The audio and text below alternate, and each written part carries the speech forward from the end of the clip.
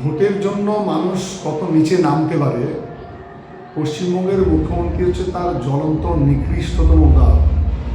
তিনি যেদিন থেকে মুখ্যমন্ত্রী চেয়ারে বসেছেন সেই দিন থেকে তিনি সংকীর্ণ স্বার্থে যে সাম্প্রদায়িক বিভাজনের রাজনীতি শুরু করেছেন তার চূড়ান্ত পরিণতি হচ্ছে আজকের মুর্শিদাবাদ, আজকের জঙ্গিপুর, ধুলিয়ান ইত্যাদি।